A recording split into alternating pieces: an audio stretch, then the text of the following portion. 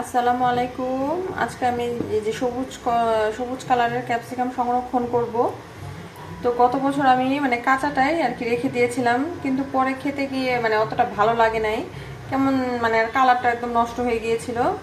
তো এবার আমি একটু মানে কিভাবে সংরক্ষণ করব সেটা দেখাচ্ছি। এই যে এটা হচ্ছে ফুটন্ত গরম পানি, আমি 1 চামচ লবণ,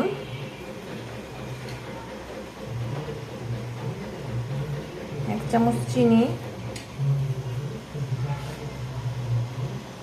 চিনিটা প্রিজারভেটিভের কাজ করবে আর লবণটা স্বাদের কাজ করবে।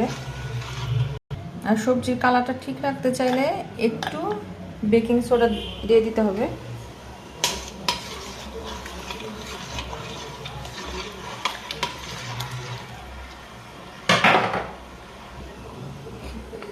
ক্যাপসিকামটা এখন আমি দিয়ে দেব।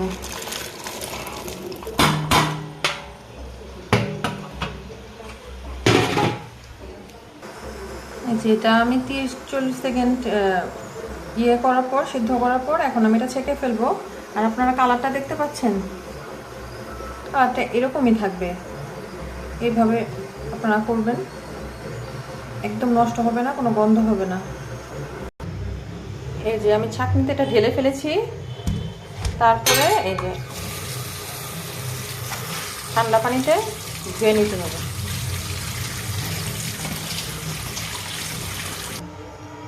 এই যে ঠান্ডা পানিতে একদম করতে হবে, ঠান্ডা করে ফেলতে হবে ধুয়ে।